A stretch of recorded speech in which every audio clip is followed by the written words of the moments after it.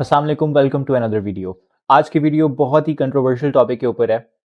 लोग अक्सर क्लेम करते हैं और आकर पूछते भी हैं कि क्या जो आईएलटीएस का टेस्ट है वो डन बेस पे करवाया जा सकता है। What does it mean by done base? For those of you who don't know about it, done base is something which you can get away with the test without having the trouble of sitting there. मतलब आप खुद ना जाओ और आपकी जगह कोई जाए और जाकर वो टेस्ट दे दे, या फिर कोई और अल्टरनेटिव तरीका निकल आए कि जनाब कोई टेस्ट हो गया, लीक हो गया और आपने वो देख लिया और उसके आंसर ढूंढ लिए और फिर आप जाकर वो टेस्ट कराओ और आप एक अच्छा स्कोर कर लो। देखें, इस तरह की जितनी भी पॉसिबिलिटीज़ हैं, अव्वल तो वो नहीं हैं available. It's just a scam that people try to trap you into. आपने इनसे बचना है और इसके साथ इस पे फॉल नहीं करना होता, क्योंकि इनमें एज़ इन सच्चाई नहीं है। और क्यों नहीं है उसकी मैं लॉजिक आपको भी समझाता हूँ। और क्या ये मतलब, let's say for instance assume भी कर लें अगर हम कि हाँ चलो एक पॉसिबिलिटी है टीनी टाइनी सी, तो क्या is it really worth it to go for that teeny tiny possibility और नॉट? ठीक है। पहली चीज़ कि ऐसी पॉसिबिलिटी क्यों नहीं है, वो इस वजह से कि आईएलटीएस जो है वो एक सेंटर बेस्ड टेस्ट है। जब भी कोई टेस्ट सेंटर बेस्ड टेस्ट होता है तो इसका मतलब ये है कि आप वहाँ पे खुद जा रहे हो, आप अपनी आइडेंटिफिकेशन करवा रहे हो और उसके बाद आप वहाँ पर टेस्ट सेंटर में बैठ रहे हो और फिर टेस्ट दे रहे हो। ठीक है।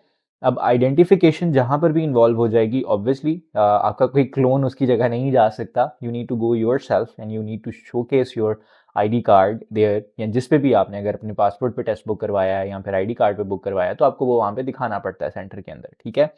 वो आपकी बाहर सारे इलेक्ट्रॉनिक इक्विपमेंट्स कलेक्ट करते हैं, उसके बाद वो कंफर्मेशन करते हैं and then they let you sit in the exam room और उसके बाद आपको एग्जाम मिलता है। अच्छा, एक और बड़ी वियर्ड सी पॉसिबिलिटी जो है ना वो मुझे सुनने को मिलती है। लोग कहते हैं कि अच्छा हमें ना अगर एग्जाम पहले मिल जाए तो क्या हम उसको क्रैक कर लेंगे और हमें वो कितना फ़ायदा हो जाएगा और लोग इसका कितने चार्ज करेंगे and all that. It's total nonsense.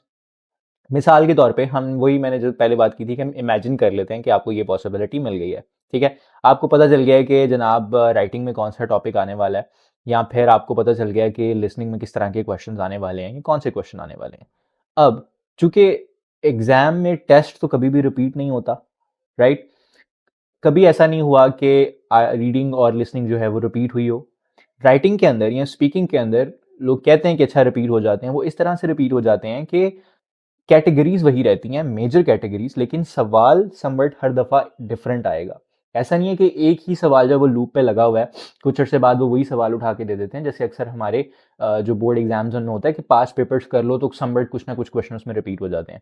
इसमें ऐसा सिस्टम नहीं है। They are making a new test each and every single time. Why are they charging you so much for the test? कभी आपने ये सोचा है? चार्ज ही वो इसलिए कर रहे हैं क्योंकि उनका जो रिसर्च एंड डेवलपमेंट का इदारा है वो बहुत ज़्यादा स्ट्रॉन्ग है। They are working on it, they are qualified high profile senior teachers who are working on it, reading the articles, taking their time out to collect all of those articles और उसमें से वो सवाल बना रहे हैं, निकाल रहे हैं। I mean it is a very in depth process. ठीक हो गया। तो उस प्रोसेस को हम सिर्फ ये कह के कि अच्छा ठीक है, दोबारा अगर तो रिपीट वाला एलिमेंट होता ना तो मुझे फिर भी समझ आता कि ठीक है ये हो सकता है।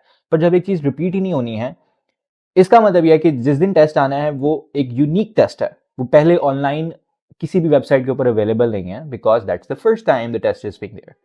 How would you be able to do that if you get the test beforehand, जब उसके आंसर्स ही नहीं है तो? ठीक है। तो क्या ये सेंस बनाता है? खुद ही सोचो ये कितना इलॉजिकल काम है। एक चीज़ ये माइनस होगी कि आपकी जगह कोई बैठ नहीं सकता। दूसरी चीज़ ये माइनस होगी कि अगर पहले मिल भी जाएगा तो उसका क्या फ़ायदा? उसके सो आंसर्स ही नेट पे नहीं पड़े हुए।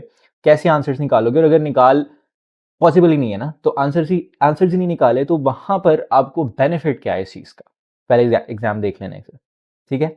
जब जाके करना भी खुद ही है और समझ नया भी है वो आपके लिए, so why are you falling for all of these scams which are asking you to give a lot hefty amount of money just because of this, और they are not taking any guarantee for this as well। ठीक है। मेरा नहीं ख्याल कि आपको इस तरफ जाने की कोई भी ज़रूरत है। उसके बरक्स अगर हम देखें, आप 2 माह का कोर्स करते हो आईएलटीएस का, लेट्स से कि बहुत भी कोई एक्सपेंसिव ऑर्गेनाइजेशन है, बहुत भी ज़्यादा चार्ज कर रहे हैं, it would be around 20, 25, 30,000 for 2 months और maybe more than that. उसके बाद आप 55,000 का या 60,000 तक का टेस्ट बुक करवा रहे हो, in case of non UK VI and computer based all, मैं सारे वो कंसिडर करके बता रहा हूँ, एक रेंज बता रहा हूँ। लेट्स से आपने उसमें करवाया, ये सारे के बाद अब ये टोटली एक ऑथेंटिक चीज़ है और ये डिपेंड कर रहा है कि आपके अपनी तैयारी के ऊपर आप उसको कर पाओगे। ठीक है, देखो उन्होंने एक मार्किंग क्राइटेरिया सेट किया है, उन्होंने एक बार सेट किया है कि यार ये इस लेवल के, इस क्वालिटी के लोग चाहिए कि वो हमें इस पे फॉल करें। और अगर आप उस कैटेगरी पे फॉल नहीं कर रहे हो, मिसाल के तौर पे आपको इतनी इंग्लिश आती नहीं है कि आप 4 पॉइंट ले सको, अगर जर्नल के केस में बात करें, जर्नल के लिए बहुत बहुत कम टारगेट होता है, 4.44 रिक्वायर्ड होता है, ओवरऑल 5 भी आ जाए तो that's a very good target for journal जो कि वर्क के लिए जा रहे होते हैं, जर्नल आइल्स की बात कर रहा हूँ। अब अगर आप इतनी भी इंग्लिश में कमांड नहीं रखते कि आप 4.5 स्कोर कर सको, तो आपको लगता है कि आप वहां जाके सर्वाइव कर सकोगे, वहां जाके लोगों के साथ कम्युनिकेट कर सकोगे, वहां जाके काम कर सकोगे? How hard that is going to be, right?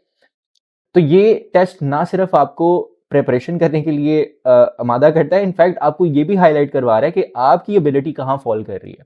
तो उस एबिलिटी को निग्लेक्ट मत करें, and based on that ability try to make a decision in your life that what you would like to do for the future, right? If you don't fall for that category, maybe give yourself some time, उसके लिए preparation के लिए थोड़ा ज़्यादा time ले लो, 4 माह लगा लो। अगर गैप बहुत ज़्यादा एजुकेशन में, तो थोड़ी से पहले बेसिक्स को तो रिवाइज़ करो, अपनी ग्रामर को थोड़ा रिवाइज़ करो, अपनी वोकैबुलरी हल्की-हल्की आहिस्ता-आहिस्ता इंप्रूव करने की कोशिश करो, ताकि पैसेज पढ़ के समझ तो आए कि उसमें लिखा क्या हुआ है। अगर वो समझ ही नहीं आएगा तो उसको कैसे कर पाओगे, ठीक है? तो मैं इस वीडियो के थ्रू वो सारी मिथ्स को बस्ट करना चाहता हूँ, और स्टूडेंट्स जो आकर पूछते हैं कि सर बता दें ये हो सकता है कि नहीं हो सकता, उन सब के लिए एक ही स्टैंडर्ड जवाब है कि this is not possible and it's not going to happen. Don't fall for such kind of scams. You are only going to waste your money, and it's a lot of money, because obviously अगर कोई आपको offer करेगा कि मैं ये कर दूंगा, तो वो आपसे ठीक ठाक अमाउंट जो है वो चार्ज करने की बात भी करेंगे। तो don't waste your money, don't waste your time, instead do not run from the practice, don't run from the hard work in itself, उसके ऊपर ज़्यादा फोकस करो, ताकि आप अच्छे से एक प्रॉपर टेस्ट दे सको, अपनी एबिलिटी डेवलप करो, ताकि सिर्फ टेस्ट ना पास करो, वहाँ जाके भी अच्छे से परफॉर्म कर सको और उन लोगों के साथ आप इंटरेक्ट कर सको, वहाँ पर ब्लेंड इन हो सको। So I hope you will learn something from this video and stop giving yourself any kind of excuses and start preparing for your IELTS preparation from today. Thank you so much for watching the video. I'll see you in the next one.